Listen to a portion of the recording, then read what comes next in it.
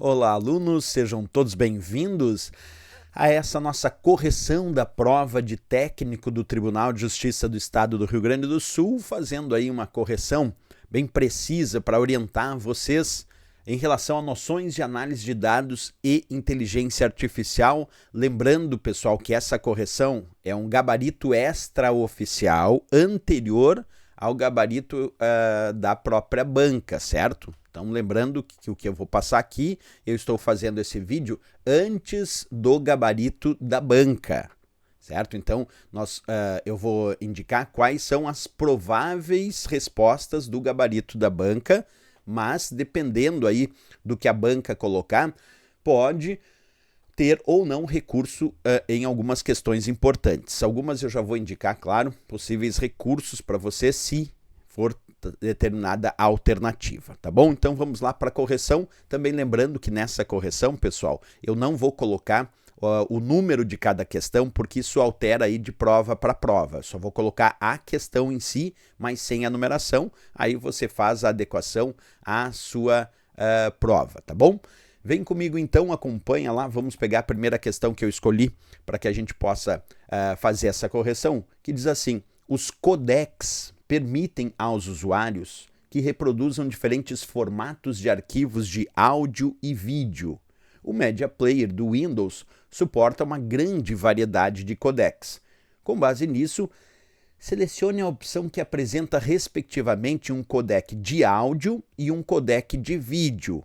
E aí vem ali a letra A, B, C, D, E com várias opções. Mas antes de mais nada, deixa eu explicar para vocês o que é codec, né? Codec, então, quando a gente fala, é um codificador, e existem codificadores, isto é, codecs, que podem ser usados tanto para codificação de áudio como para codificação de vídeo.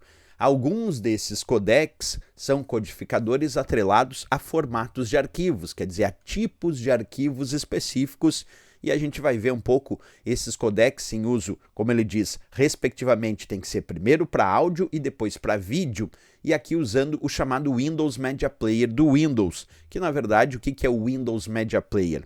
É um executor, é um programa, uma aplicação que executa arquivos multimídia, como por exemplo, arquivos de áudio e arquivos de vídeo, tá? Deixa eu mostrar para vocês uma historinha.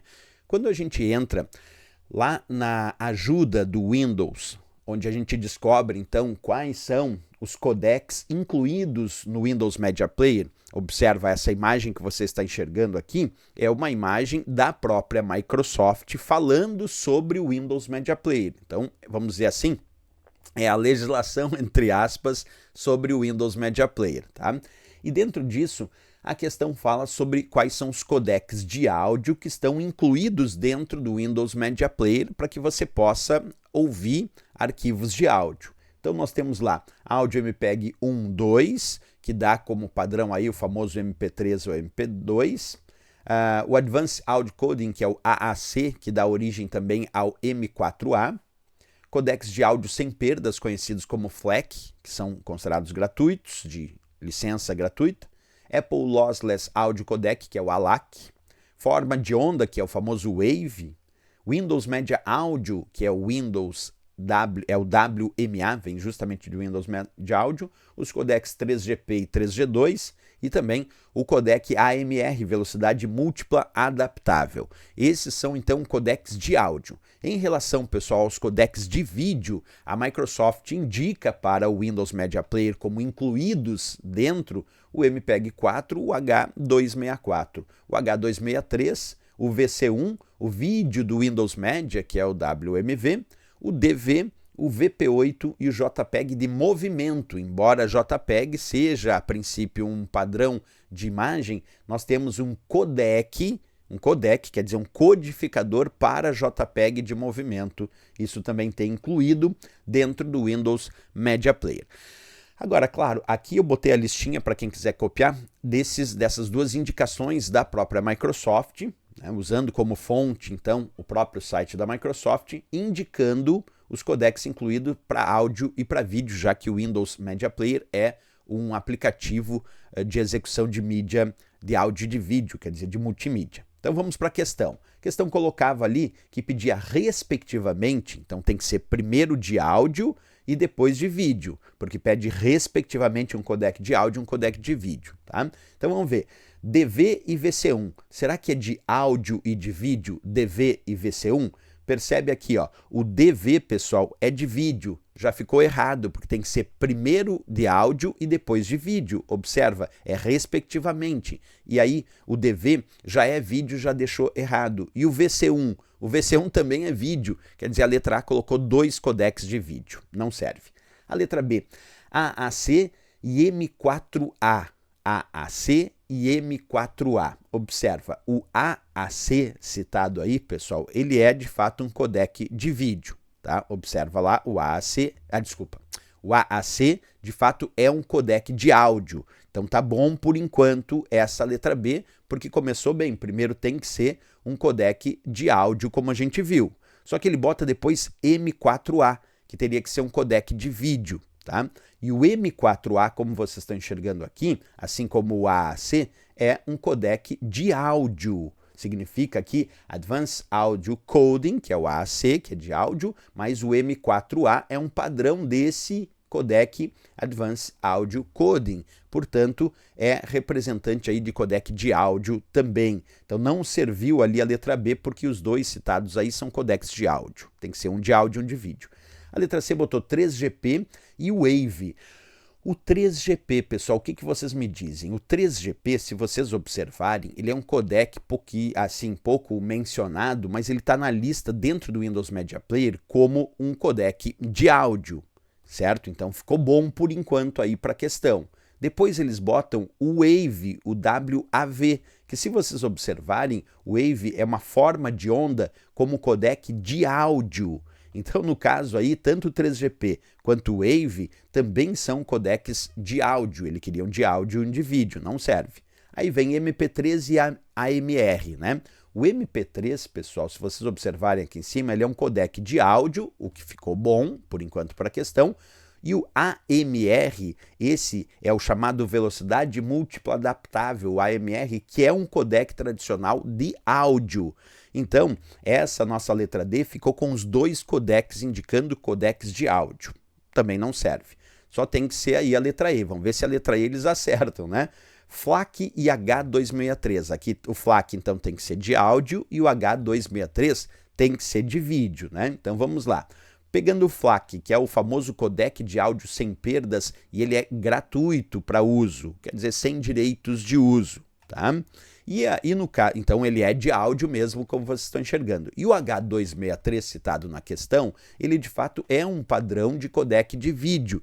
Embora a gente tenha muita fama sobre o MPEG-4, sobre o H264, o H263 também é considerado um codec de vídeo. Então aqui tanto o FLAC quanto o H263, o FLAC é de áudio e, respectivamente, o H263 é de vídeo, o que serve, então, sim, como resposta e como gabarito da questão, letra E de Equador aí, sem dúvida nenhuma.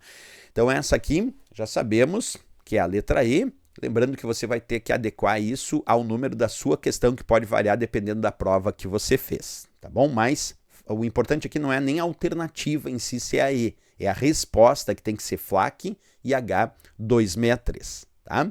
Vamos para a próxima questão na nossa análise. Atenção, essa sobre o famoso Power Automate. Vamos ler comigo. O Power Automate da Microsoft é uma ferramenta que permite automatizar tarefas e processos de trabalho. Correto, o Power Automate serve para automatização. A seguir, indique a opção que apresenta os tipos de fluxo que os profissionais do TJRS podem criar utilizando essa ferramenta. E aí vem a letra A, fluxos de dados, fluxos de agendados e fluxos de processos apenas. Letra B, fluxos inteligentes, fluxos de evento e fluxos automáticos apenas.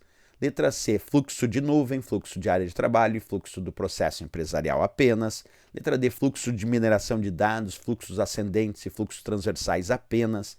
A letra E, fluxos híbridos e fluxos de informações e fluxos de controle apenas. O que me deixa sempre com um pé atrás com esse tipo de questão é quando no final ali ele colocou em todas as alternativas apenas. Porque, observa, a FGV é uma banca que gosta de colocar os seus conteúdos de acordo com os ditames oficiais de quem realiza, de quem faz aquele programa, né? Por exemplo, aí ele falou na questão anterior sobre o Windows Media Player, ele pegou a questão lá dos ditames do Windows Media Player dados pela Microsoft. Perfeito. A mesma coisa aqui, a Microsoft é a dona do Power Automate, então ele vai buscar os ditames sobre o Power Automate para colocar na prova dentro das indicações da Microsoft, né? Então é plausível que ele vá. Só que o que nós vamos ver agora, pessoal, é que tanto na prática do Power Automate, a gente pode ter muito mais do que tantos fluxos citados aqui. Esse apenas aqui, em todas as questões, acaba inviabilizando essa questão. Eu vou indicar por quê. Observa comigo. Quando a gente fala, então, do Power Automate, que eu estou mostrando para vocês aqui, como ele é um programa que serve para automação, essa automação se dá com a criação de fluxos. Então, se vocês observarem aqui, nós temos um botão chamado fluxo, e aqui tem vários fluxos que eu posso criar de acordo com alguns modelos de exemplo, né? Então tem automações das mais variadas. E aqui diz assim, ó, criar fluxo da área de trabalho. E ali para criar um novo fluxo. Isso aqui é a parte prática do Power Automate, então, que a gente cria fluxos de trabalho e a gente automatiza esses fluxos de trabalho, onde o próprio Power Automate vai seguir aquele fluxo de trabalho para executar automaticamente aquela operação. Essa é a função do Power Automate, certo? Mas quando a gente vai, pessoal, para tipos de fluxos, obviamente, então, eu botei até a fonte aqui embaixo, ó, que é a fonte oficial da Microsoft sobre Power Automate, tá? É learn.microsoft.com/pt-br/power-automate/flow-types. Essa é a fonte oficial da Microsoft sobre Power Automate. Nessa área aqui tem muita informação, claro, do Power Automate, mas o que chama a atenção é a parte dos tipos de fluxos, onde inicialmente, e sem citar o termo apenas, a Microsoft diz: com o Power Automate você pode criar fluxos da nuvem, da área de trabalho ou fluxo do processo empresarial. Percebe? Não está escrito apenas. Isso porque cada um desses fluxos citados aqui se abre a outros tipos de fluxo.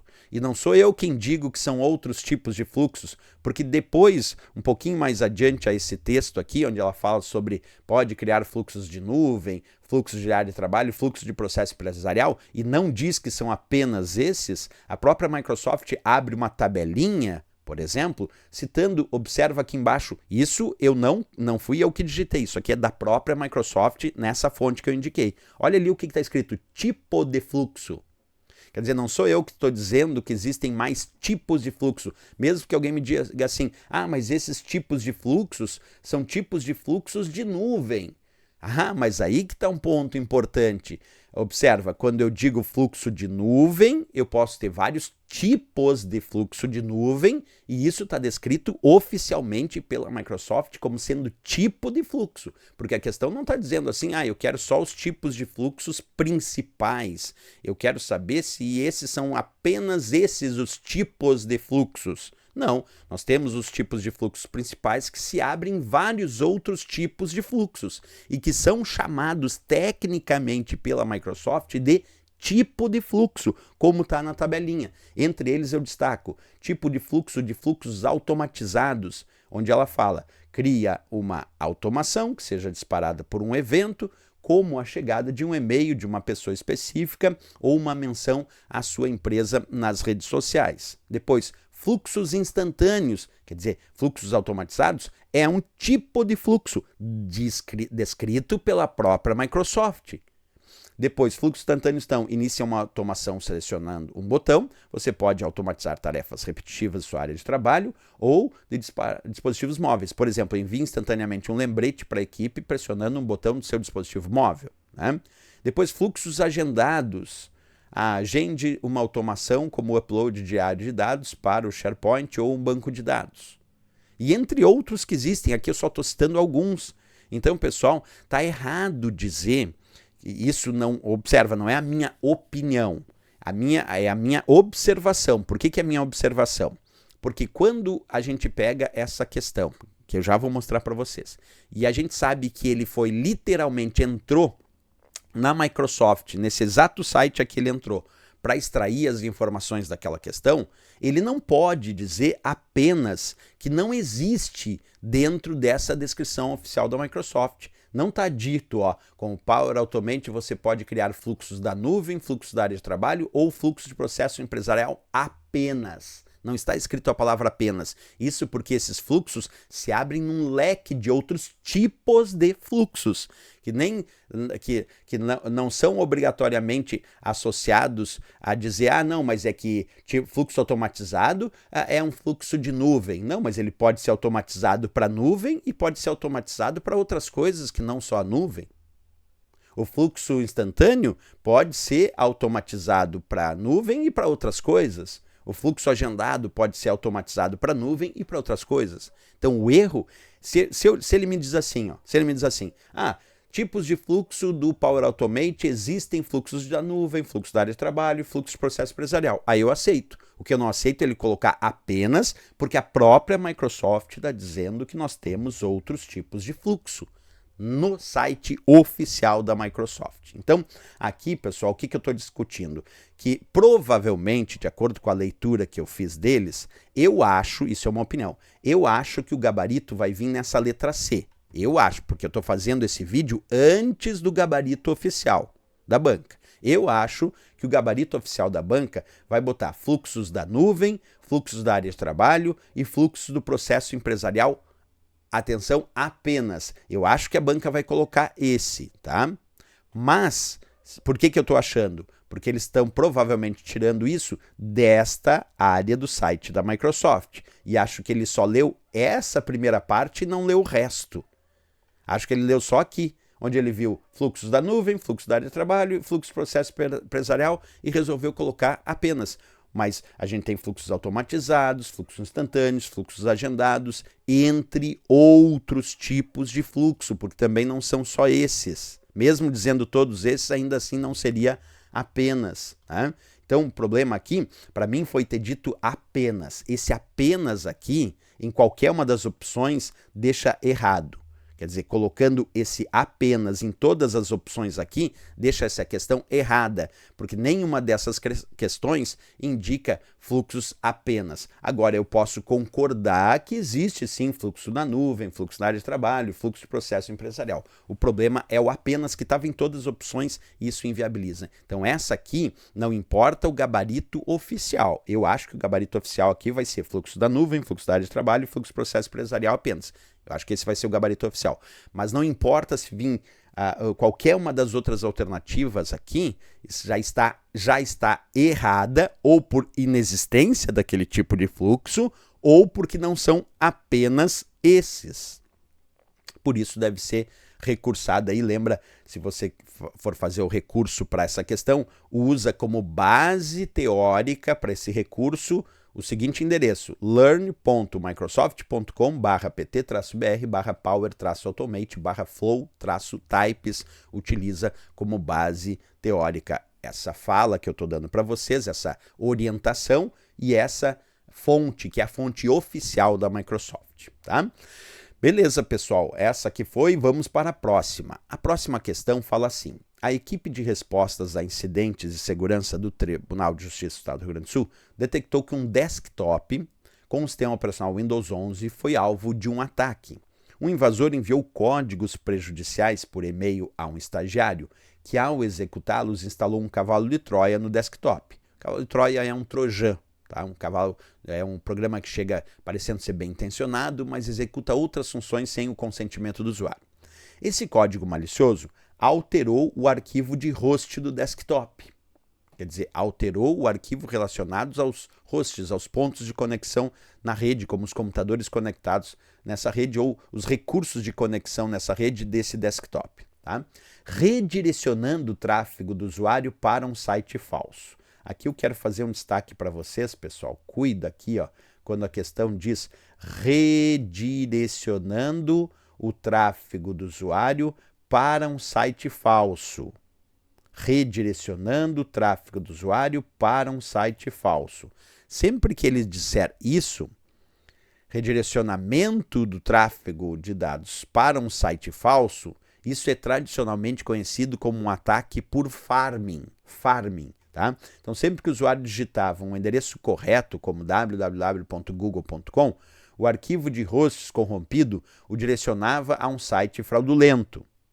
Com base nessas informações, assinale a opção que indica a classificação correta de um ataque detectado. Então vamos lá, eu vou mostrar isso para vocês. Tem um ataque, então, pessoal, que a gente conhece como ataque de farming. O ataque de farming ele causa uma redireção da navegação do usuário para sites falsos, normalmente por meio de alterações no que a gente chama de DNS, que é o sistema de nome de domínios, que acaba sendo envenenado, e esse envenenamento pode ser com o cavalo de Troia, como citou, porque o cavalo de Troia abre as portas, e a partir daí pode se envenenar o DNS. Tá? E alterando o DNS, o que acontece? Em vez do usuário digitar o endereço do site verdadeiro ir para o site verdadeiro, o usuário digita o endereço do site verdadeiro, ele é redirecionado, a navegação do usuário é redirecionada para um site falso. Então, quando há uma redireção da navegação do usuário para um site falso, a gente chama isso de farming. Tá? Por exemplo, aqui é um exemplo de um acesso verdadeiro, um acesso normal. Num acesso normal acontece assim, o usuário digita o endereço do site verdadeiro, o DNS então direciona o usuário para o site verdadeiro. Isso é um acesso normal, sem ataque por farming.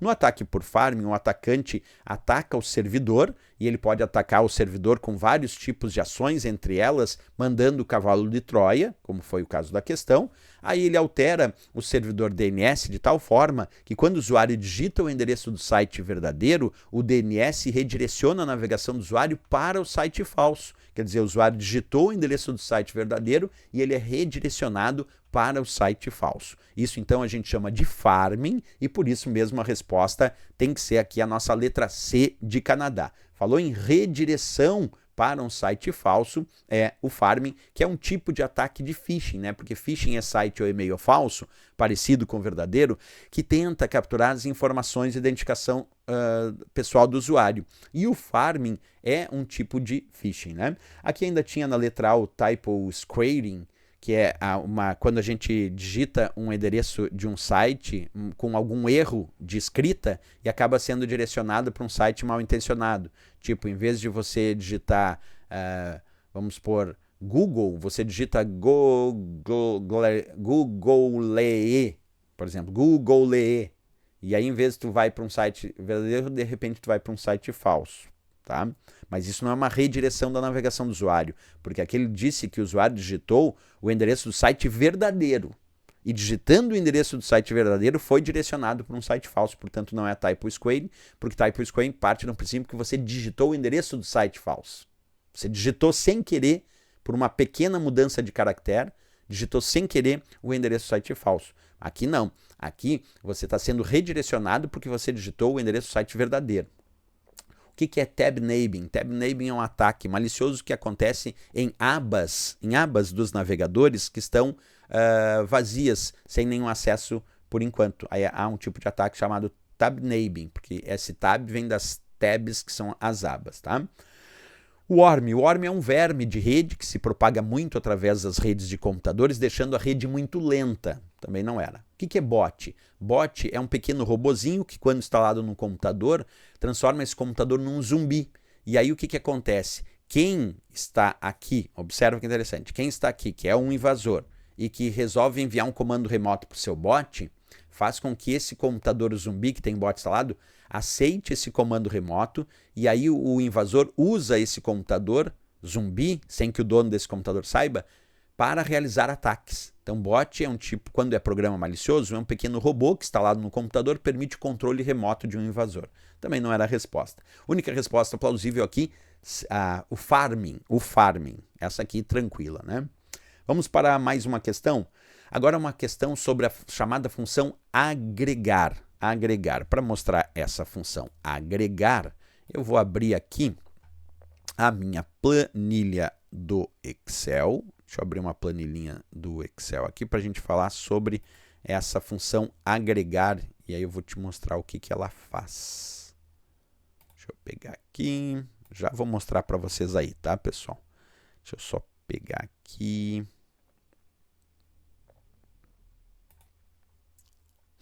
Tá aí. Então vamos lá. Agora que eu abri ali a minha planilhazinha do Excel para mostrar essa questão com vocês, deixa eu até ampliar aqui o nível do zoom. Aí eu posso dar a explicação melhor. Pronto, vamos ler primeiro a questão, que é sobre a função agregar. Então, analise a planilha a seguir do Excel 365, considere que a célula C3 contém a fórmula igual a agregar, abre parênteses 1, ponto e vírgula 0, ponto e vírgula A1, 2 pontos A11. Com base nisso, assinale a opção que indica qual será o resultado exibido na célula C3 após a execução da fórmula. E ali vem uma planilha e as opções. O que a função agregar faz, pessoal? Ela é uma função, como o próprio nome diz, de agregamento, né? Porque dentro dela eu posso agregar diversas outras funções que já existem no Excel. Por exemplo, dentro da função agregar eu posso agregar a função média, que basicamente foi o que ele pediu. Mas como é que a gente faz esse ato de agregação? Vou mostrar com vocês.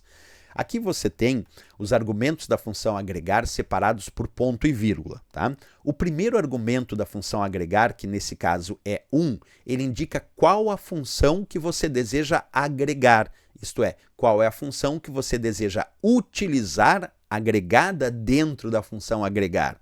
Observa, a função agregar tem esse nome porque ela agrega outras funções. Então, repetindo o primeiro argumento, você vai botar o código numérico que está associado a uma outra função. E como é que a gente sabe desse código? Porque esse código ele é dado pela Microsoft, tá? Aqui dentro do Excel, então pelo próprio Excel. E aí, aqui eu trouxe alguns códigos importantes do primeiro argumento. Quais são esses códigos? Acompanha comigo. O código 1, quando você coloca, ele representa que você vai digitar a função média.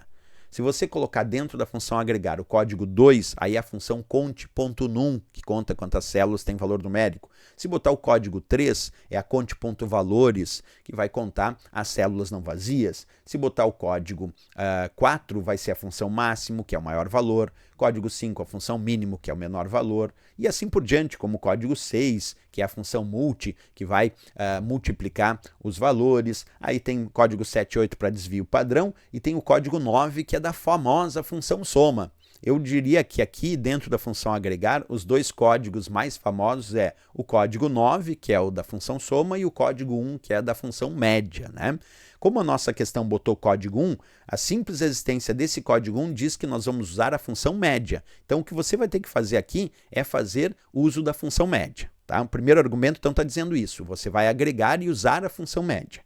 Aí, o segundo argumento da função agregar indica alguns parâmetros sobre se nós vamos ou não ignorar ou usar linhas ocultas, se nós vamos ou não usar valores de erro. Então, por exemplo, quando você coloca 0, aqui no segundo argumento, existem outros números que podem aparecer. Por exemplo, o 0 que está aqui indica que nós vamos ignorar funções como subtotal e agregação alinhadas. Então, se dentro aqui do intervalo tivesse funções subtotal e de agregação alinhadas, aí ele ia ignorar, tá? O que é tranquilo, porque normalmente a gente não tem essas funções subtotal e de agregação alinhadas quando a gente usa a função média. Então, o normal aqui é vir 0 mesmo, tá? Se fosse 1, seria ignorar linhas ocultas, a função subtotal e agregação alinhadas. A 2, ignoraria valores de erro, funções subtotal e agregação alinhadas. O código 3 ignoraria linhas ocultas, valores de erros, função subtotal e agregação alinhadas. O 4, o código 4 é interessante porque daí ele não ignora nada. Se não quer ignorar nada, aí bota o código 4. No código 5 você vai ignorar linhas ocultas, o código 6 vai ignorar valores de erro e o código 7 ignorar linhas ocultas e valores de erro. Como está o código 0, era só para ignorar se tivesse dentro lá daquele intervalo função subtotal e agregação, que não tinha. Então aqui o 0 está tranquilo, é só para dizer que ele ia ignorar algumas outras funções e como não tinha outras funções na questão, tanto faz. Não muda aqui botar 0, 1, 2, 3, não mudaria nada, tá? Mas é o segundo argumento. E o terceiro argumento indica qual intervalo de valores eu vou usar. Nesse caso, como eu vou usar a função média, é qual intervalo de valores eu vou usar para a função média, né? E como é que funciona a função média? Quando diz, se não fosse a função agregar, já que o código 1 é como se aqui fosse a função média. Então, se fosse a função média, como é que eu resolvo essa média A1, 2 pontos A11? Bem, eu vou resolver aqui da célula A1, que vale 30, até a célula A11, que também vale 30, porque A1, 2 pontos A11, 2 pontos indica intervalo. Então, é desta até aquela célula, tá? E aí, como é que a gente faz a função média? A gente soma os valores e divide pelo número de células, observa, e divide pelo número de células que tem valor. Se uma célula não tem valor, se ela é vazia, aí a média não considera. Repetindo então, a função média vai somar esses valores e vai dividir pelo número de células que tem valor. Se uma célula não tem valor, a média não considera. Então vamos lá. Pegando aqui, ó, com vocês, o que eu tenho de soma? Eu vou ter que somar 30 mais 0, mais 10, mais 0, mais 40, o que já deu aqui 80, né? O 30 mais 0, mais 10 dá 40, mais 0, mais 40 deu 80. Mais 0, continuou com 80 aqui, mais 30, mais nada, porque está vazia, mais 40, mais 30, o que deu 180. Então, o total da soma desses valores, por enquanto, percebe, eu não estou resolvendo a média, estou resolvendo como se fosse a soma. Por enquanto, a soma desses valores deu 180. A soma. Não estamos fazendo, vou repetir, não estamos fazendo ainda a média. Aí, como é que funciona quando é a função média? Tu pega a soma e tu vai dividir pelo número de células que tem valor. Quer dizer, as vazias você não vai usar, só aquelas que têm valor numérico, né? Então, aqui eu tenho 30 é valor numérico? É. 1. 0 é valor numérico? É. 2. 10 é valor numérico? É. 3. 0 é. 40 é. Já tenho 5 aqui, ó. 1, 2, 3, 4, 5. Aqui a vazia não conta. 0 é. 30 é. Vazia não conta. 40 é. 30 é. Então, quantas células têm valor? Não importa se o valor é 0, só não pode ser vazia. 1, 2, 3, 4, 5, 6, 7, 8, 9. Então, eu vou pegar esse 180 e vou ter que dividir por 9 para descobrir o resultado da média. Então, 180 dividido por 9 é 20. 20 é o resultado, então, da nossa função agregar, que pediu para, dentro dela, agregar a função média, já que o código 1 significa média. Então, aqui, a resposta é a letra D de Dinamarca, o gabarito desta questão. Vamos para a próxima questão. Essa questão bem interessante da gente abrir um debate, pessoal, porque ele botou o Windows 11 a partir da versão 24H2, passou a oferecer o recurso sudo. E é verdade, pessoal, nós temos essa possibilidade do Windows 11 a partir especificamente dessa versão, e as mais recentes também, de usar esse recurso sudo. Tá? Pode usar, sem problema. Então, passou a oferecer o recurso sudo. Aí ele diz que permite aos usuários executarem comandos do perfil de administrador diretamente em uma sessão de console. O que é uma sessão de console? É o prompt de comando, usar diretamente no prompt de comando. Deixa eu dizer o que é a ideia do console.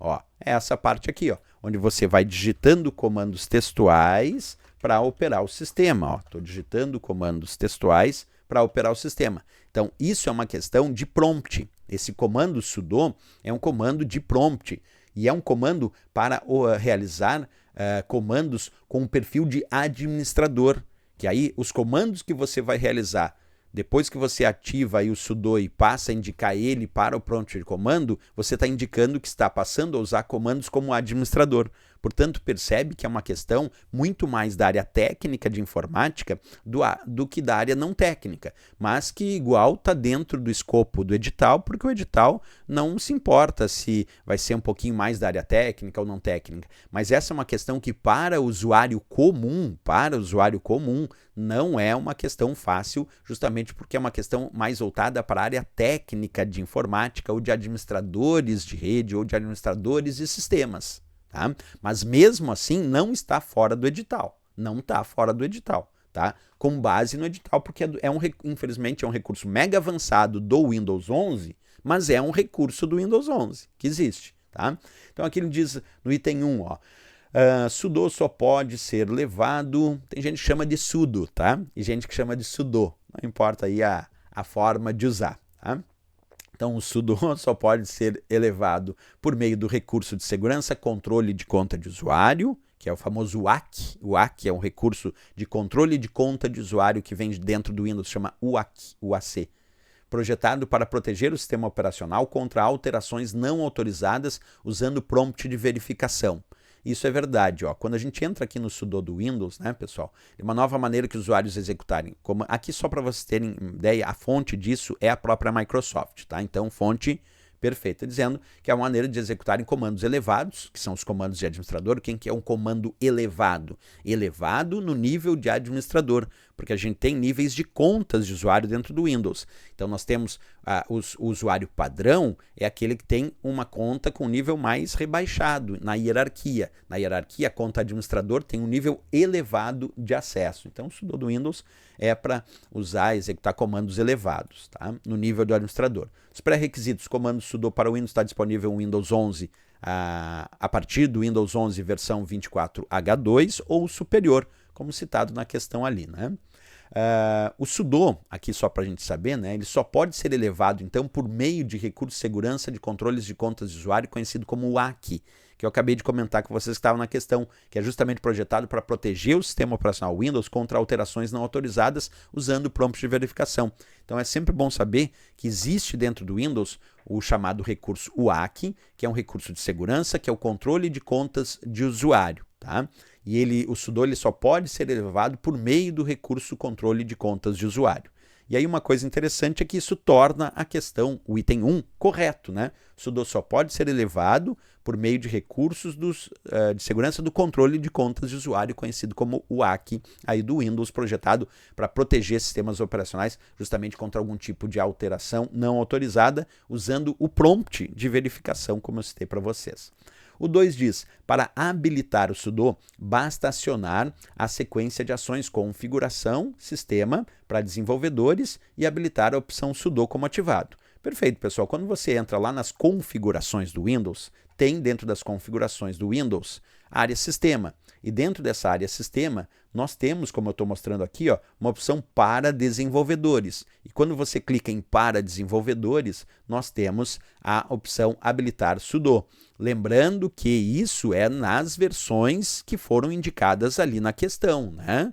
Isso, por que eu digo as versões? Porque a questão está falando da existência da versão, observa, Windows 11 a partir da versão 24H2. Por isso que algumas versões do Windows 11 é diferente. Mas nesta versão citada aí, que é o que eu estou pegando como exemplo aqui para fazer o passo a passo, é assim mesmo. Então a gente entra em configurações, sistema, para desenvolvedores e lá a gente vai habilitar o uso do sudo. Portanto, o item 2 está correto também.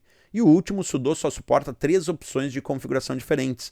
Saber, em uma nova janela, que é Force New Window, entrada fechada, que é Disable Input, e em segundo plano, Background.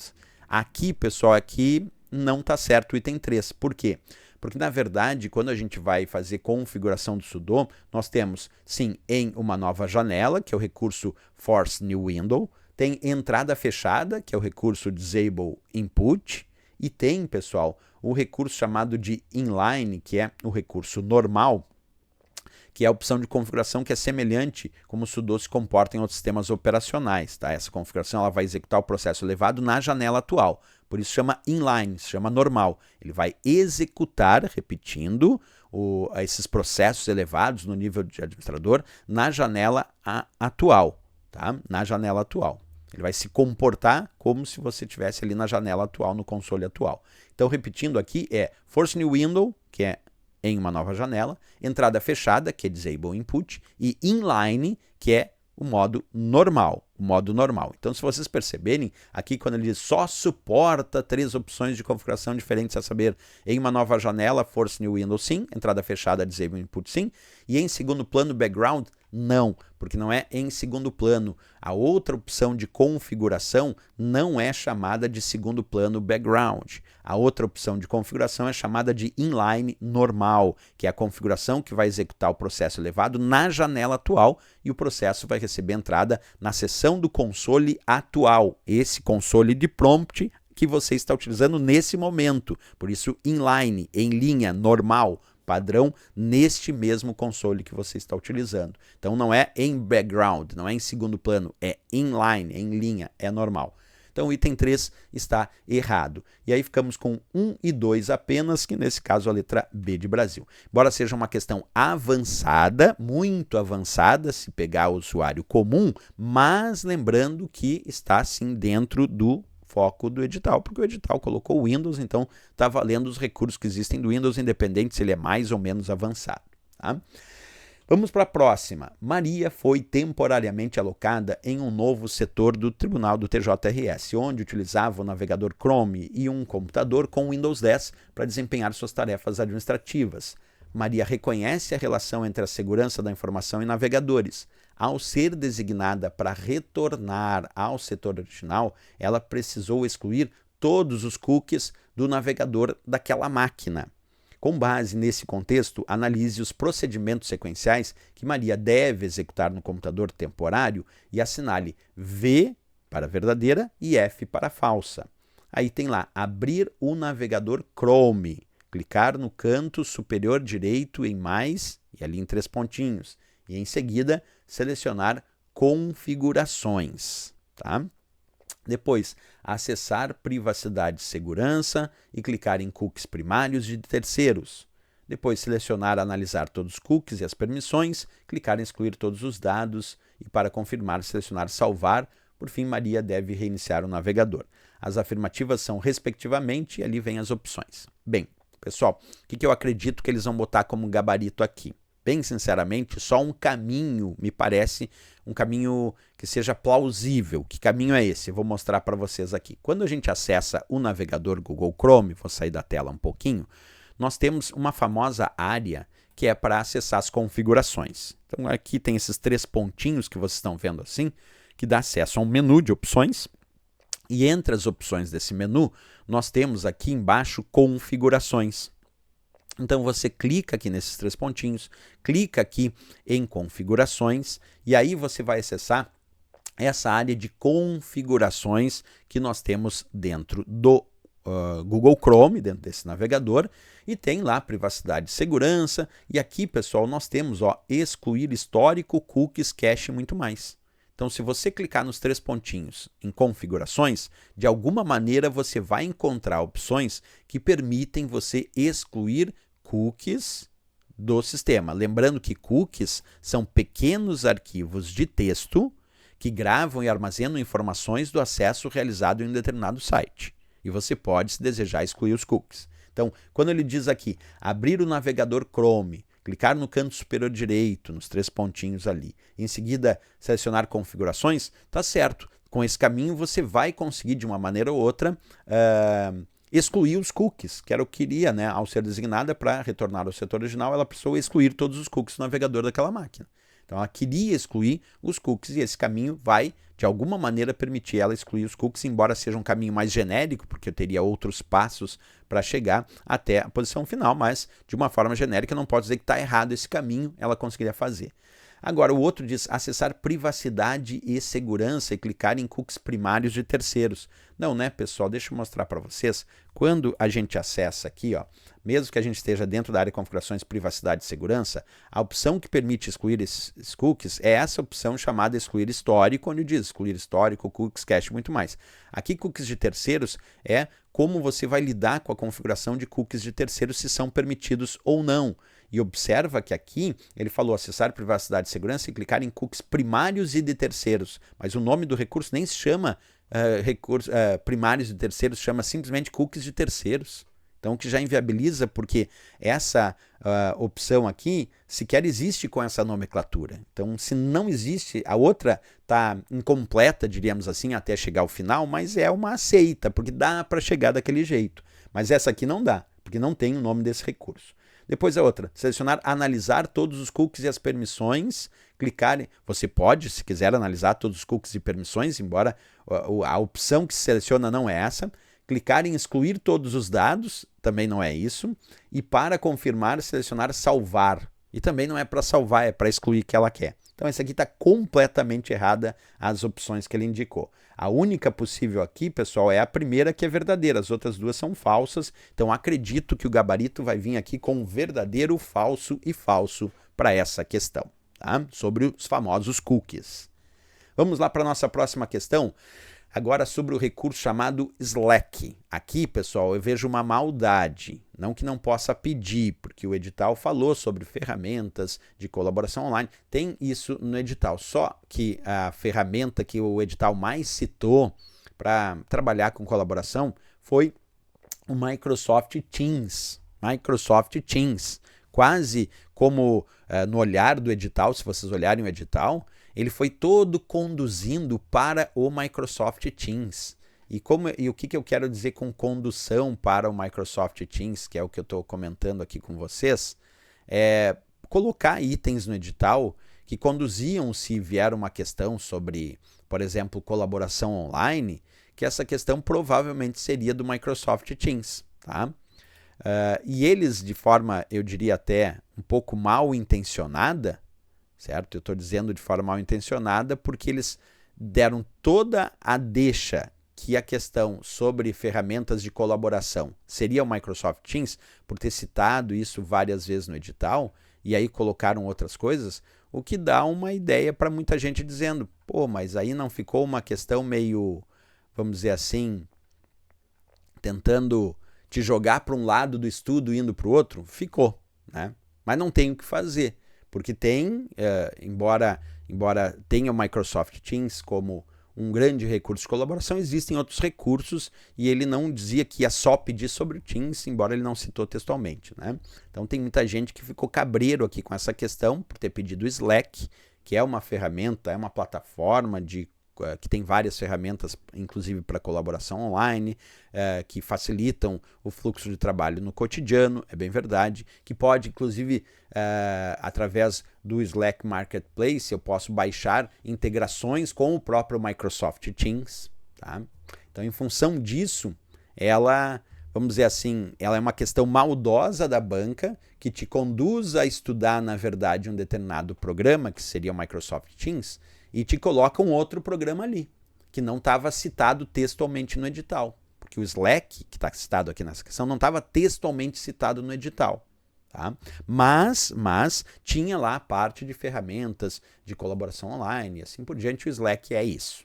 Então, de uma forma genérica, ele estava no edital também. Genérica, só não estava especificado.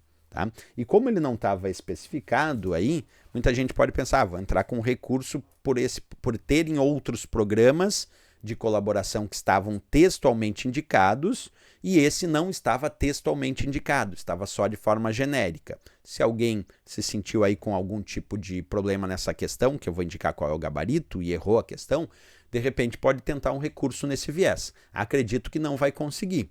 Certo? Acredito que não vai conseguir o recurso, mas tentativa é válida. E aí, se alguém for tentar recurso para essa questão, o recurso deveria ser tentado com isso, que o edital citou vários outros recursos que facilitam a colaboração online, como o caso do Microsoft Teams, dando a entender que o aluno deveria direcionar o seu estudo para o Microsoft Teams e apresentou uma ferramenta genérica chamada Slack, pedindo questões específicas dessa ferramenta Slack. E por isso mesmo, dando um falso direcionamento aí.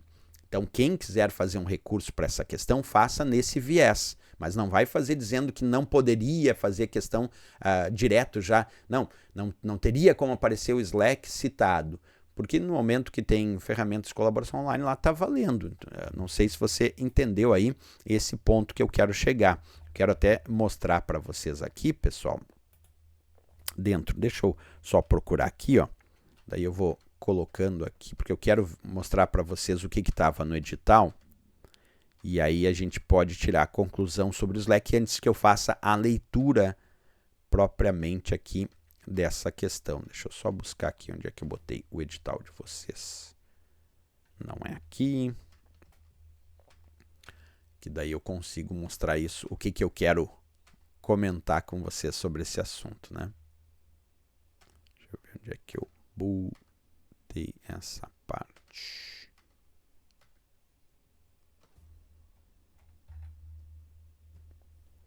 Um pouquinho antes aqui.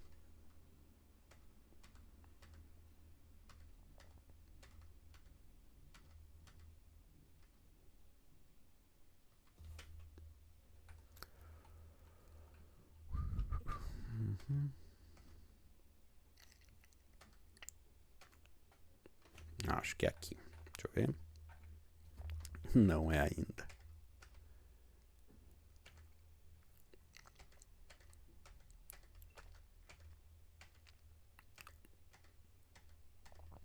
Já estou procurando aqui para vocês. Nossa, tenho tanto arquivo de edital aqui, pessoal. Finalmente achei ele.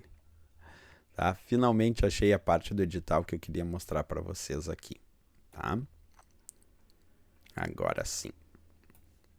Nossa, demorou essa, hein, professor, para vir com a demonstração do edital. Então, antes da gente evoluir aqui para ver essa questão, eu vou falar um pouquinho sobre quem provavelmente um ou outro vai querer um recurso dessa questão, por que viés poderia ir. Tá? Aqui o nosso edital fala sobre noções de análise de dados de inteligência artificial, e ele cita aqui o sistema operacional, e aí ele coloca o Windows 11 e depois bota aplicativos do pacote Microsoft Office para estudar Word, Excel, PowerPoint, Outlook e Microsoft Teams aqui, ó, tá? E depois bota recursos de colaboração em tempo real e coautoria. E coloca algumas ferramentas de produtividade e automação, como Power Automate, Forms e Planner.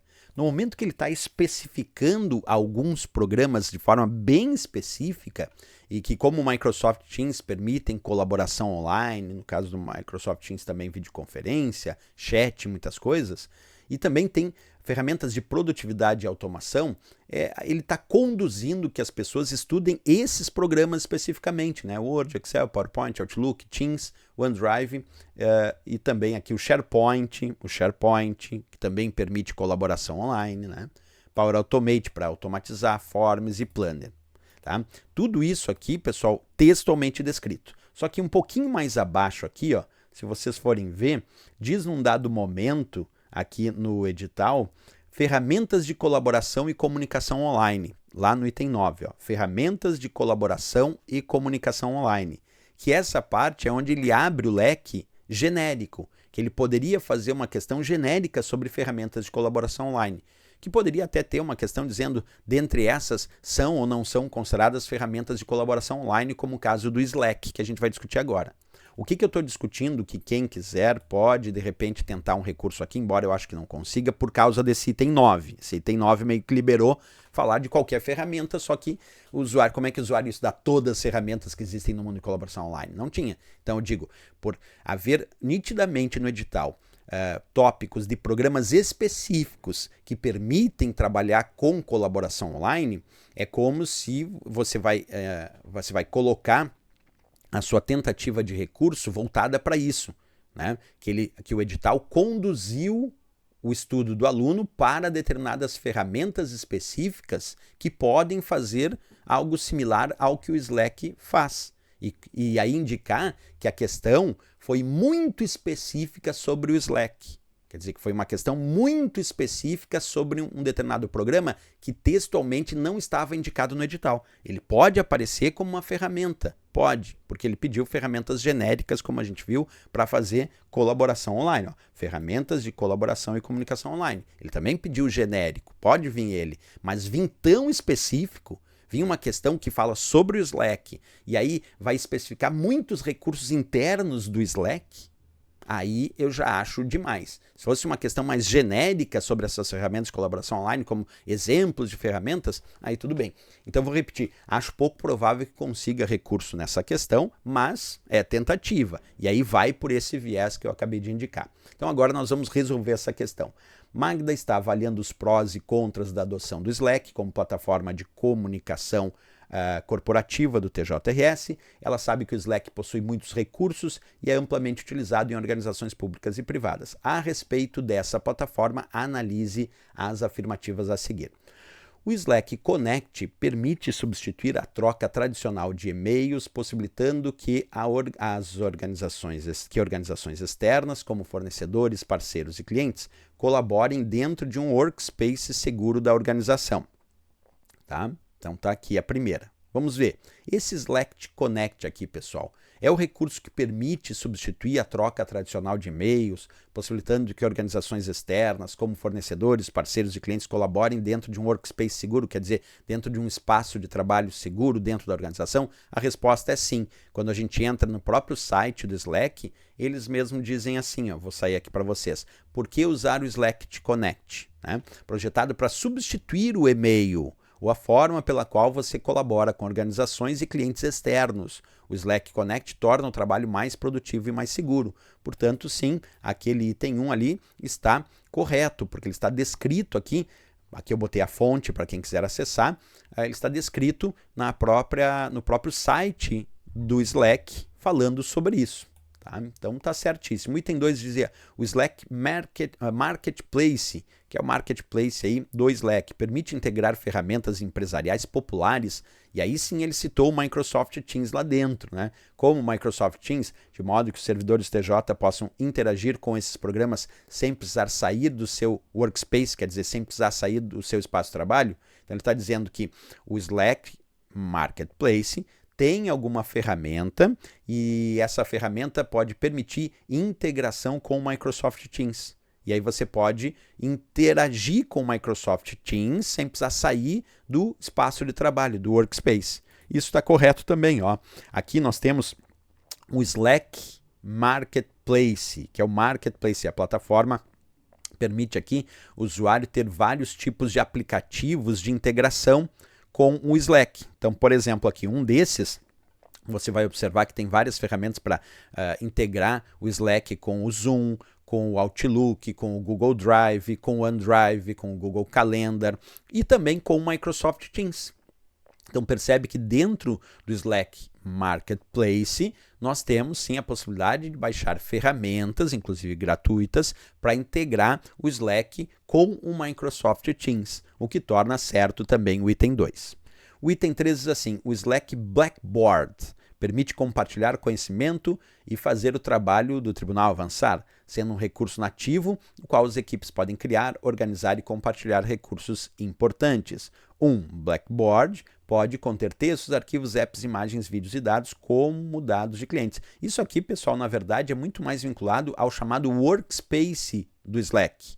Quer dizer, dentro do Slack nós temos o Slack Workspace, que é o espaço de trabalho, para permitir compartilhar conhecimento e fazer o trabalho, no caso aqui do tribunal, avançar. Então isso é feito dentro do Slack Workspace, não é dentro do Slack Blackboard, tá?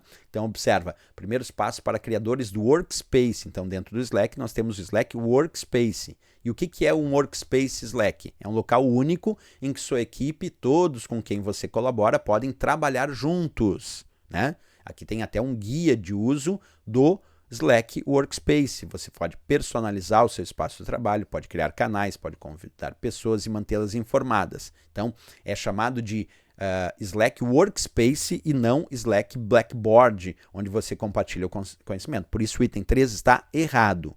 Sendo assim, o provável gabarito da banca será a letra D. Só 1 e 2 estarão corretos, de acordo aí com as observações que eu fiz para essa questão, tá bom? Beleza, vamos progredir aqui. Nossa próxima questão agora é do Excel também. Essa questão é uma questão do CSV, pessoal. E aí eu tenho que fazer uma observação antes de fazer essa questão aqui. Porque a questão diz assim, o usuário do Excel 365 digitou os dados a seguir em uma planilha. E aí mostrou a planilha aqui. Ao final decidiu exportar a planilha para um arquivo no formato CSV. O que é um formato CSV? Se eu for fazer uma tradução literal, o formato CSV é conhecido como um formato separado por vírgulas, onde os conteúdos são separados por vírgula. Conteúdos de células, por exemplo, podem ser separados por vírgulas. Só que no Brasil, o CSV, a gente usa o conteúdo separado por ponto e vírgula, tá? Então, só isso, uma adequação. No Brasil, o CSV, o mais comum é separar o conteúdo por ponto e vírgula, embora textualmente ele se chame conteúdo separado por vírgulas. Tá? Isso só para ter uma breve orientação. Tá? Mas não bastando isso, aí ele fala ali que quando o usuário tentou exportar essa planilha para o formato CSV, o Excel atribuiu a seguinte mensagem. Disse assim, alguns recursos podem ser perdidos se você salvar essa pasta de trabalho no formato CSV, delimitados por vírgulas. Para preservar esse recurso, salve em formato de arquivo do Excel. Não mostrar novamente ou salvar como. Tá?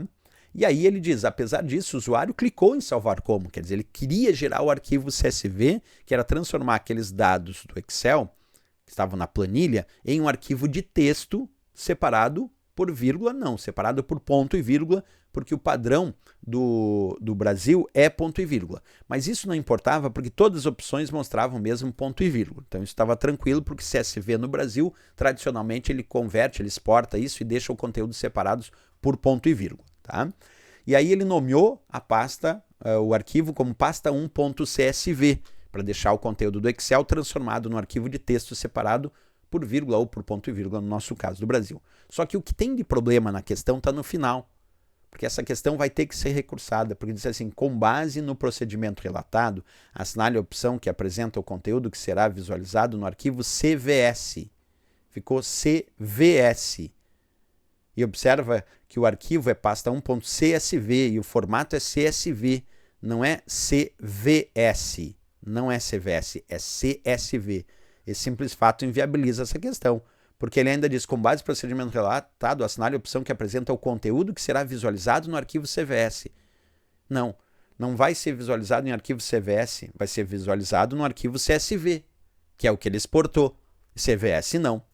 E aí tu vai dizer, mas só foi uma mudança ali, sim, mas uma mudança que para uma questão no dia da prova, a pessoa diz, mas então será que existe uma possibilidade de CSV ser uma coisa, CVS ser uma inversão, por exemplo? Como isso pode induzir o usuário a acreditar que poderia ser uma resposta diferente, está induzindo a uma possibilidade de erro, então já passou a não ser injusto. Essa questão tem que ser anulada, simplesmente porque está escrito CVS e não CSV.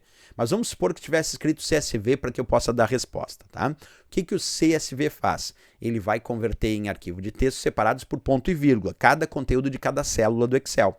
Então, se a gente pegar aqui essa letra A para ver se é possível a resposta, vamos ver aqui, ó, como é que teria que ficar no arquivo CSV se fosse transformado corretamente. Teria que ter fruta e cada separação de célula tem que ter um ponto e vírgula. Então, por exemplo, fruta. Terminou aqui a célula 1, tem que ter ponto e vírgula. Tem, ó, fruta, ponto e vírgula.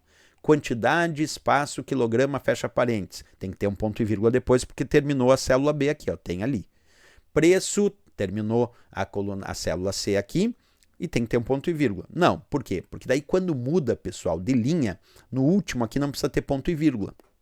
Observe que interessante, ó. Fruta, para separar o conteúdo das células, tem que ter ponto e vírgula. Mas quando vai para outra linha, aí tem que estar em outra linha mesmo. Daí não precisa ponto e vírgula. Então percebe, é para separar as células, salvo a última célula daquela linha, que aí é uma quebra de linha, e aí o que faz ele entender que o conteúdo vai para a próxima linha é esta quebra de linha aqui, é o fato de estar em outra linha. Então, dentro da mesma linha, a gente separa, botando um ponto e vírgula entre fruta e quantidade e um outro ponto e vírgula entre quantidade e preço. Para conseguir fazer uso do CSV é assim. Aquilo que mudou de linha, daí não precisa ponto e vírgula, porque daí é uma quebra de linha, não é uma separação de conteúdos dentro desta linha. A gente só bota ponto e vírgula como separação de conteúdo dentro daquela linha. Quando tem quebra de linha, se faz uma quebra de linha mesmo também no CSV. Então, a próxima linha é maçã 0,5 e 10. Então, tem que ter um ponto e vírgula depois de maçã, ponto e vírgula depois de 0,5. E aí vem o 10. Ponto e vírgula depois de maçã, vem 0,5 e um ponto e vírgula depois de 10. Tá bom. E aí vem a quebra de linha e vai para outra linha. Banana tem que ter ponto e vírgula aqui na separação, aí tem que vir um outro ponto e vírgula e depois o R cifrão 8. Banana, ponto e vírgula tem 1, ponto e vírgula R cifrão 8. Tá bom. Depois quebra de linha de novo, aí a próxima linha tem que ser cajá, ponto e vírgula, 2, que está aqui, 2, ponto e vírgula, R cifrão 15, ponto e vírgula, R cifrão 15, fechou? E aí a próxima é que é perigosa, ó, porque na próxima linha, que é que ele vai, que é de total, tem que ter total, daí tem que ter um ponto e vírgula, e aí tem que ter nada, porque aqui não tem nada, ó, nessa célula. Então tem que ter um outro ponto e vírgula, e aí o 43. E aí fica o mesmo, ó, total, ponto e vírgula, nada, ponto e vírgula, e aí 43, porque fica o total, ponto e vírgula aqui, nesse separadorzinho, nada, porque está vazia, e aí ponto e vírgula aqui e 43. Então tem um ponto e vírgula aqui, tem que ter total, ponto e vírgula, outro ponto e vírgula, porque é ponto e vírgula, nada, ponto e vírgula, 43. Ó, total, ponto e vírgula, nada, ponto e vírgula, 43,0. A letra A já é o gabarito da questão, já é a resposta. Por que as outras não, né? A B, pessoal, colocou sem acento, ó, botou maca, botou caja e botou preco. Não tem cedilha, não tem acento, não tem cedilha, e cajá ficou caja. Isso quer dizer que não pode, tem que manter. Se tem acento, tem que manter os acentos. Se tem cedilha, tem que manter cedilha. Nem vou olhar o resto, da B já está errado. Tem outra aqui que também não tem acento, tem a E, ó. Ficou maca, maca e caja. Então a letra B e E já estão fora justamente porque não tem acento.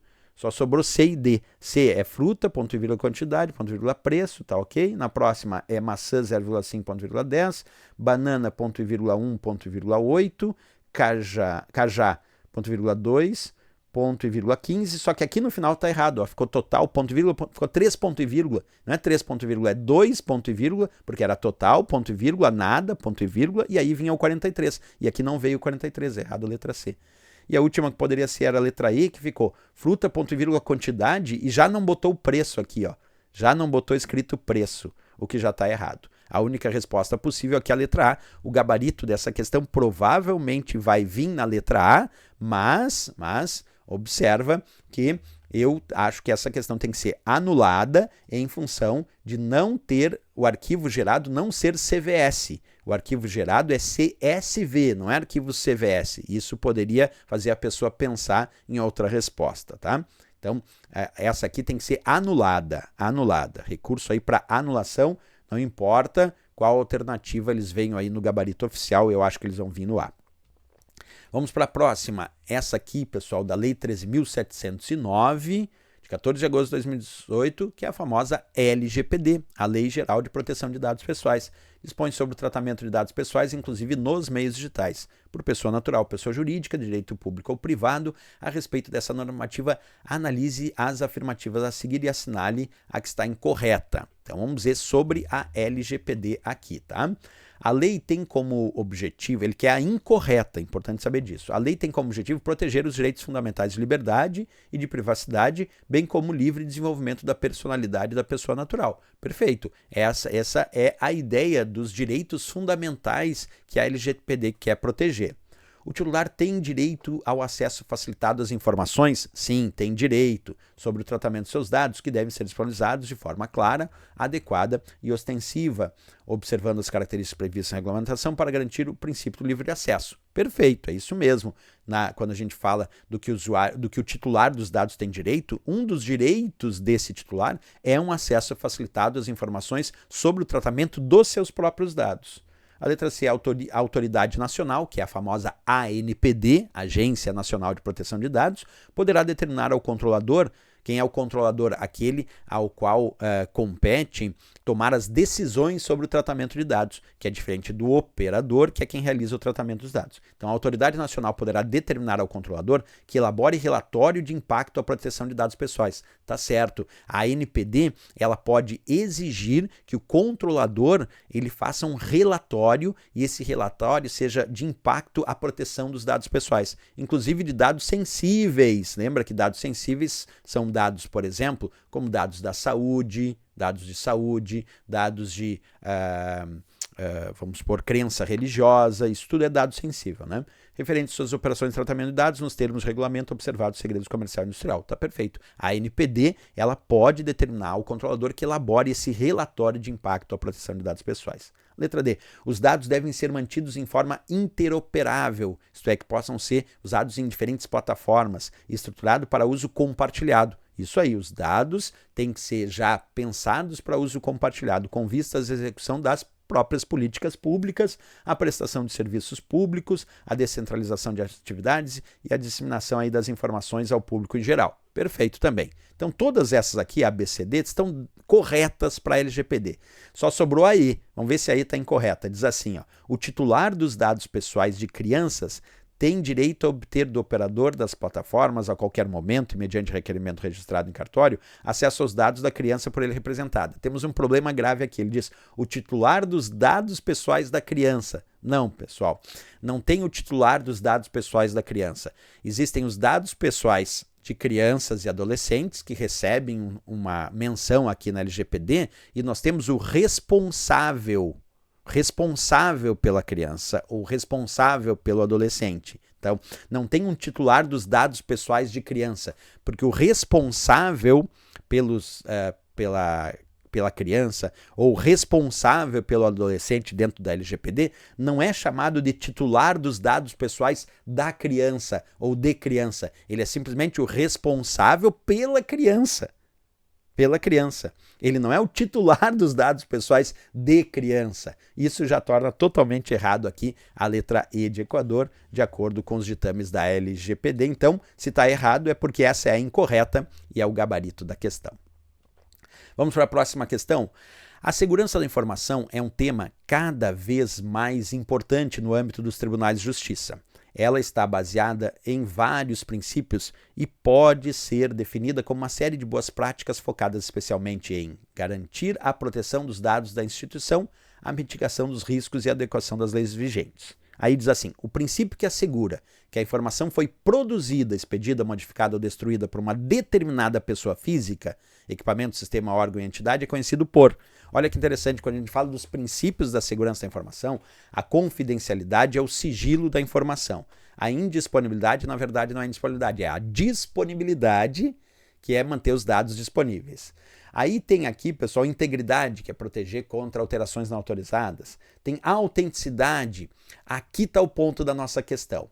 Por que essa questão, de fato, está falando de autenticidade? Porque o princípio da autenticidade é garantir que quem emitiu aquele documento é realmente quem diz ser e não uma outra pessoa se passando por aquela. Então, quando ele diz o princípio que assegura que a informação foi produzida por uma determinada pessoa, quer dizer que eu tenho como garantir que ela realmente foi feita por aquela pessoa. Isso é autenticidade. Então, o princípio da segurança que vai assegurar que a informação foi produzida por uma determinada pessoa, que foi expedida por uma determinada pessoa, da qual eu vou poder verificar se ela foi modificada por determinada pessoa, ou até se foi destruída por uma determinada pessoa, ou a um equipamento, um sistema, uma entidade, isso é autenticidade. Autenticidade é isso, é garantir que aquilo foi feito realmente por quem diz ser e não por uma outra pessoa ou outra entidade se passando por aquela. Então, o que ele descreveu aqui é, sem dúvida nenhuma, o princípio da autenticidade. Próxima questão sobre o 5G. Diz lá, o 5G é um dos padrões tecnológicos mais recentes para serviços móveis, com características como altas taxas de transmissão de dados e baixa latência. O 5G possibilita uma ampla gama de aplicações, inclusive no âmbito dos tribunais de justiça. Considerando a operação multibanda do 5G e suas vantagens em relação ao 4G, analise as afirmativas a seguir. Bem, deixa eu mostrar para vocês aqui que aqui nós vamos abrir uma discussão. Pegando o item 1, 2 e 3, pessoal, de cara nessa questão, já me chamou a atenção que dava para eliminar duas muito fácil, porque ele começou assim, a tecnologia sem fio, 5G é dividida em 4 tipos de banda, baixa, média, alta e ultra alta. Na verdade, os autores sobre 5G, eles botam as várias referências de bandas do 5G, dizendo que a banda pode ser baixa, média e alta. A gente não costuma citar o termo ultra alta. Ultra alta não é um termo de autores reconhecidos. Então, só o fato de ter ultra alta na 1 e ultra alta aqui na 3 já me incomodou, e aí eu disse, só pode ser a 2. Embora a 2 também encontrei um probleminha ali, mas só poderia ser a 2 como resposta, e as outras estão a 1 e a 3, simplesmente por falta de ter banda ultra alta, já me pareceu errado, porque isso não é de autores reconhecidos e nem de estudos técnicos ou científicos da área sobre conexão 5G e 4G. Mas vamos lá, a leitura igual, né? Quando a gente fala de 4G e 5G, pessoal, em termos de velocidade, né? Posso mostrar aqui para vocês, ó, velocidade média do 4G 450 megabits por segundo e do 5G até 10 gigabits por segundo. Nem estou falando de frequência, estou falando em velocidade, né? Em termos de frequência, o 4G operava aí basicamente em 700 MHz e 2.600 MHz, embora tinha refarming de outros padrões, como por exemplo, refarming é usar padrões antigos, reformar esses padrões para usar no padrão mais novo. Então, ele usava 1.800 MHz, a faixa ali em volta de 1.800, né? Advindos do 2G e 3G, a faixa ao redor de 2.100, um refarming advindo do 3G, e o 850, que era um refarming do 2G e 3G. Isso o 4G. O caso do 5G, era um refarming, usa basicamente aqui, o que eu posso dizer? Banda baixa é abaixo aqui de 700, é em torno de 700 MHz, num refarming vindo do 4G, isso quando a gente pensa no 5G, tá? Então, um refarming vindo lá do 4G é usado um 5G de 700. Então, abaixo de 1 GHz a gente chama aí de banda baixa, porque é uma frequência baixa, né? As bandas médias, principalmente o 3,5 GHz, que é o principal do 5G, operando no Brasil. Esse principal é uma banda média. Então, em torno de 2,3 a 3,5 G é uma banda média, né? Quer dizer, passando de 1 GHz passa a ser uma banda média. E uma banda alta seria essas que giram, por exemplo, lá em 26 GHz, que é um padrão leiloado, tá? Então, banda baixa abaixo de 1, banda média 2,3, 3,5 e banda alta em 26, tá? E aí, pessoal, lembrando que isso a gente pode encontrar até em... onde é que eu tiro? Alguém me perguntou, mas onde é que você tira a informação técnica sobre isso? Aqui no Brasil, o melhor lugar é o Ministério das Comunicações. E lá nos Ministérios das Comunicações, uma das notícias mais recentes saíram em outubro agora de 2025, e aí vocês podem acessar em gov.br, mcom/pt-br,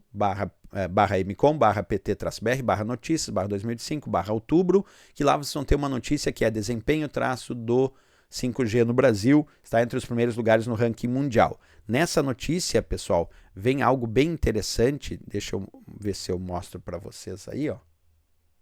Aqui, ó. Nós temos algo bem interessante nessa notícia aqui, que é, ó, campeãs de velocidade, desempenho do 5G no Brasil está entre os primeiros lugares em ranking mundial produzido pela OpenSignal. Quer dizer, isso aqui é uma notícia oficial do governo brasileiro, justamente dos Ministérios das Comunicações em outubro de 2025. Entre outras coisas que se fala nessa notícia sobre o 5G, tem uma aqui que fala, pessoal, deixa eu buscar para vocês, que para nós é muito importante, que diz assim, ó, segundo a agência vinculada ao Ministério das Comunicações, foram ofertadas as faixas de 700 MHz, 2,3 GHz, 3,5 e 26 GHz, garantindo não apenas a expansão da conectividade móvel, mas também contrapartidas em infraestrutura, como a instalação de redes de fibra óptica em localidades sem cobertura adequada. Percebe que essas frequências são leiloadas. Então, aqui, observa, professor, de onde é que tirou a informação desse slide aqui, ó? 2,3 GHz, 2,3 GHz, 3,5 GHz, que é o principal, está aqui, 26 GHz, está aqui. Onde está os 700 MHz, que é um refarming no 4G? Está aqui também. Então, observa. Notícia oficial do Ministério das Comunicações. Segundo a agência, que é vinculada ao Ministério das Comunicações, foram ofertadas as faixas de, lembrando que isso é notícia de outubro de 2025, super recente, 700 MHz, que é um refarming vindo lá do 4G, o 2,3 GHz e o 3,5 GHz. Então aqui a gente tem banda baixa, aqui a gente tem faixas de banda média e aqui a gente tem banda alta de 26 GHz, tá? Então, sempre lembrando, isso é oficial, porque senão alguém pergunta de onde é que tirou. Então tá aqui a fonte, certo? Qualquer tentativa de recurso que você quiser, leia essa fonte que eu estou indicando aí, que fonte oficial do Ministério das Comunicações, tá? Isso pensando, claro, no Brasil. Então, dentro disso, pessoal, esse item 1 já está errado, porque na verdade a gente separa em banda baixa, banda média e banda alta, não ultra alta, né? A questão dizia em função do espectro de frequências de rádio, porque ele suporta na banda de ultra alta frequência, as velocidades de pico de 5G podem atingir 10 vezes as de 4G. E na verdade as velocidades de pico do 5G podem ser muito maiores do que 10 vezes. Pode ser. Quer ver? Deixa eu pegar esse aqui, ó. Esse aqui. Velocidade de pico, né? Se eu pegar 10 vezes do 4G, que é 450 megabits, tá? E o 5G, que vai até 10 gigabits por segundo, isso em operações normais, tá? Nós vamos ter, se fosse fazer 10 vezes mais, só 10 vezes mais do 4G, chegaria a 4,5 giga. 10 vezes mais chegaria a 4,5. Se eu botar 20 vezes mais, chegaria ali a quase 9. E é muito mais alto que isso, o que torna errado também essa. Então essa aqui, pessoal, deixa eu botar aqui para vocês, tá errada, primeiro porque não tem essa ultra alta, pelo menos não de forma técnica. E segundo erro aqui também é na banda de ultra alta frequência, as velocidades de pico 5G podem atingir 10 vezes. Na verdade, se a gente pegar na própria banda alta, nós já temos velocidades que atingem mais de 10 vezes do 4G, chegando a até 20 vezes ou até mais, dependendo do padrão que se utilize. Então, totalmente errado o item 1. O item 2. Aí lembra que o item 2 é aquele que mais discutível. Vou dizer por quê. Diz assim, a banda baixa do 5G opera abaixo de 1 GB. Tá certo, banda baixa opera próximas frequências usadas pelo 4G. Porque ele usa um refarming vindo do 4G. Tá certo.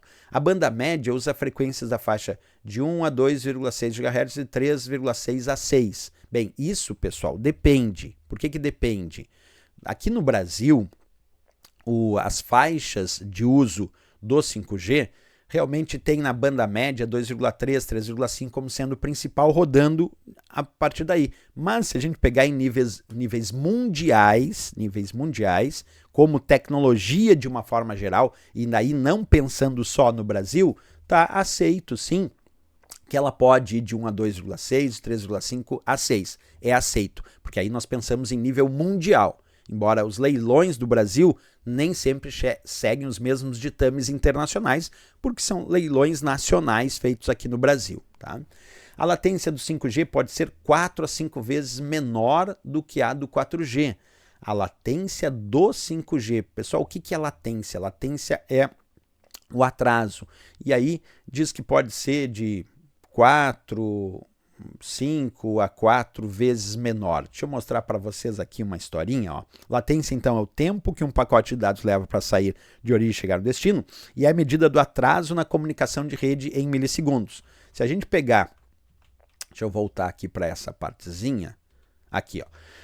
No caso, a latência, que é esse atraso, no caso do 4G, era de 50 milissegundos, né? Se eu pegar o 5G, vai de 1 a 10 milissegundos. Então, se a gente pegar aqui de 50 para 10, fica em torno de...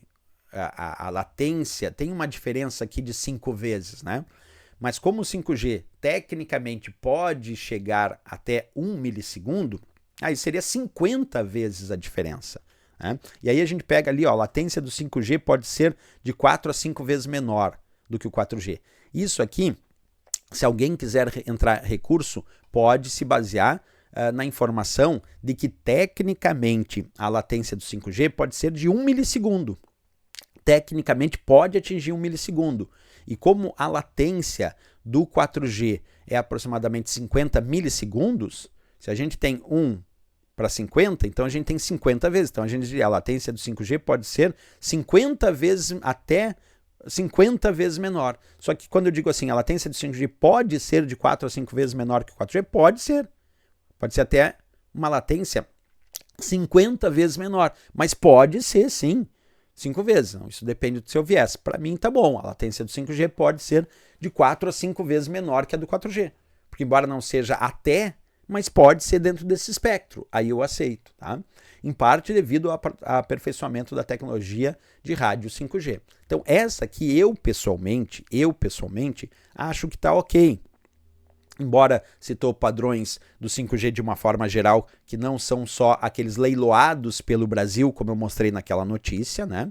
Mas tem as suas pequenas variações. Em regra, sim, a gente diz que a banda baixa está abaixo de 1 GHz. A gente, em regra, diz que a banda média vai girar em torno de 2,6, 3,5, acima, né? Acima da faixa de 1, 2,6, 3,5, 6. Isso, nessa porção é uma banda média, embora algumas não usadas no Brasil, mas tem padrão internacional. E a latência em si do 5G, ela pode ser de 4 a 5 vezes menor. Pode ser de 4 a 5 vezes menor, como pode ser menor ainda, né? Pode ser, a grosso modo, poderia ser até de 50 vezes menor, o que pode alguém querer recurso nessa partezinha da latência aqui. Aí, se você quiser entrar com recurso, que eu acho que esse caso não consegue, eles não vão dar, mas se quisesse entrar com recurso aqui seria a história, mas se a gente tiver 4G com 50 milissegundos e o 5G com 1 milissegundo, isso quer dizer que essa latência do 5G poderia ser até 50 vezes menor do que o 4G, né? Poderia. Então esse 4, 5 vezes menor, ele botou como um padrão mais mediano do que a gente compara os dois, que é o mais aceito tecnicamente. Como é o mais aceito tecnicamente, eu achei que ficou bom. Eu, pessoalmente, achei que ficou bom. Em parte devido ao aperfeiçoamento dos rádios 5G, isso é verdade. Então, a 2, e até não teria outra possibilidade, né, pessoal? Porque a última dizia a banda alta utiliza frequências de 8 a 15. Na verdade, a banda alta no Brasil foi leiloada com 26. Que a gente viu até na notícia oficial do Ministério das Comunicações. Então, a banda alta do Brasil não é de frequência de 8 a 15. A banda alta do Brasil gira lá nos 26 GHz, né? Olha lá, banda alta, deixa eu mostrar para vocês aqui. Aí, ó. A banda alta vai girar na casa dos 26 aqui no Brasil. Então, que já inviabiliza aquela questão. E depois ele disse, a banda ultra alta opera em 20 e 25. Não, essa a gente chama de banda alta mesmo. Então, esse item 3 não tem jeito, tá todo errado. O item 1 também tá todo errado. E aí, pessoal, não tinha outra alternativa. Só sobrou a 2 para responder. Só sobrou a 2 como possível, mesmo que tenha ali alguns probleminhas em relação à padronização totalmente internacional e não só brasileira, o que é aceito, e aquele outro probleminha que muita gente talvez possa reclamar dos milissegundos em relação à latência, que pode ser muito maior do que só 4, 5, pode ser muito menor do que só 4, 5 vezes na comparação do 4G e 5G. O 5G pode ser muito menor do que só 4 ou 5 vezes na comparação do 4G. Pode, mas em média fica em torno de 4 a 5 vezes menor, né? Como ele citou ali, repetindo, ó, a banda média usa a frequência, aí ele botou onde é que está a latência aqui. A latência do 5G pode ser de 4 a 5 vezes menor do que o 4G. Poderia, tecnicamente, ser até 50 vezes menor, porque a gente está comparando 50 milissegundos com 1 milissegundo, né? Mas, em média, fica 4 a 5 vezes menor. Por isso, o item 2 era o único possível, a resposta que provavelmente o gabarito vai ser B, que indica 2 apenas, tá? É isso aí. Ah, não, ainda temos mais uma questãozinha. Agora é aquela questão, pessoal, a última questão aqui, essa questão é sobre inteligência artificial e ela tem aquele problema. A questão é muito específica sobre a Resolução 615/2025 do CNJ, do Conselho Nacional de Justiça, que discorre sobre inteligência artificial. O único problema é que essa resolução não está indicada no edital. Aí não tem jeito, por mais que ele tenha citado inteligência artificial no edital e citou, não tem como fazer uma questão sobre esse assunto se tu não citar especificamente a resolução. Porque a questão era um copia e cola, praticamente um copia e cola, da resolução 615/2025 do CNJ. Como essa resolução não está no edital, para mim essa tem que ser anulada porque não está no edital. Por mais que o edital traga o fato de ter inteligência artificial e estudo dentro do âmbito do judiciário brasileiro. Por mais que a gente tenha a resolução, essa sendo a indicação do judiciário brasileiro sobre o uso de inteligência artificial, tudo bem.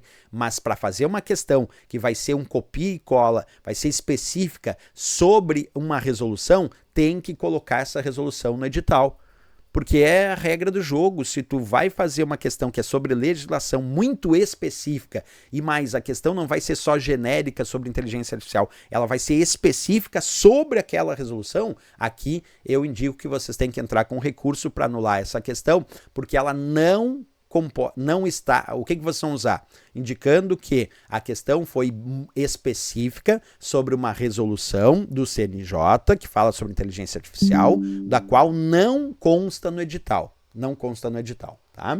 Então, vamos lá. O Conselho Nacional de Justiça, por meio da resolução, estabeleceu princípios que orientam o desenvolvimento, a governança, a auditoria, monitoramento e uso responsável de soluções de inteligência artificial no âmbito dos tribunais. Com base nesses princípios, analise as afirmativas a seguir e assinale aquela que não corresponde a um princípio previsto na resolução. Aí veio transparência, eficiência, explicabilidade, contestabilidade, auditabilidade, confiabilidade, são das soluções que ofertam técnicas de IA. Tá certo, ó. Isso aqui tá certo. Nós vemos lá no artigo 3º, aí observa que ele falou sobre a transparência, tá lá no 2, a transparência, eficiência, explicabilidade, contestabilidade, auditabilidade, confiabilidade das soluções que adotam técnicas de inteligência artificial. Artigo 3º, aí o inciso 2, né? Perfeito, aqui então tá correto. Se percebe, eu tô analisando aqui como correto, pessoal, mas observando que tem que ser anulado porque não tá no edital, mas tá correto. Aí a B. E o que ele quer? Lembrar que aqui, pessoal, ó, ele fala sobre, com base, princípios, assinale as afirmativas a seguir, assinale aquela que não corresponde. Ele quer a incorreta. A letra A está correta, mas ele quer que não corresponde a um princípio previsto na resolução. Então ele quer a errada, que não corresponde. A está certa, não posso responder. Depois a eficiência, né? A eficiência está ali, quando ele diz assim, ó, qualidade na prestação jurisdicional. Vamos ver, a eficiência está lá, ó. No 4 diz a busca da eficiência e qualidade na entrega da prestação jurisdicional pelo Poder Judiciário, garantindo sempre a observância dos direitos fundamentais. Está lá, né? Ó, a eficiência e a qualidade na prestação jurisdicional pelo Poder Judiciário, garantindo sempre a observância dos direitos fundamentais. Não posso responder porque está lá também. C, a prevenção, vamos ver, a prevenção está lá no 6º. Diz assim, a prevenção, a precaução e o controle quanto às medidas eficazes para a mitigação de riscos derivados do uso intencional ou não intencional de soluções que adotam técnicas de inteligência artificial. Diz lá, ó, precaução, a precaução e o controle para a mitigação de riscos derivados do uso intencional ou não intencional de soluções que adotam a técnica de IA. A IAD diz capacitação contínua, essa a gente encontra lá no 8, oferta pelos tribunais e suas escolas de capacitação contínua para magistrados e servidores sobre riscos de automação, vieses algoritmos, a análise crítica de resultados gerados por IA. Então esse aqui é o D que diz a capacitação contínua oferecida pelos tribunais e suas escolas, com foco nos riscos da automação, nos vieses algorítmicos e na análise crítica dos resultados gerados por IA. Aí a última é que está errado, pessoal, porque a última fala sobre a supervisão automatizada, periódica e adequada no ciclo de vida da IA, considerando os custos financeiros, possibilidade de ajuste de contratos e impacto de solução utilizada. Mas ele está falando sobre supervisão automatizada. E se a gente pegar o inciso 7, diz a supervisão humana efetiva. Porque quando a gente fala sobre IA, a IA automatiza, mas a supervisão tem que ser humana. A supervisão não é automatizada. A supervisão da IA tem que ser humana. Ó. A supervisão humana efetiva, periódica e adequada no ciclo de vida. Então, a E está errada, porque não é supervisão automatizada, é supervisão humana. A IA automatiza, mas quem supervisiona é o ser humano. Por isso ela é aquela que não corresponde a um vamos dizer assim, a um princípio previsto na resolução, e a letra E de Equador vai ser provavelmente aqui o gabarito, certo? Perfeito, pessoal, assim a gente finalizou esse nosso gabarito extraoficial e essa correção da prova do técnico do TJRS 2025. Valeu, grande abraço, até a próxima e bons estudos!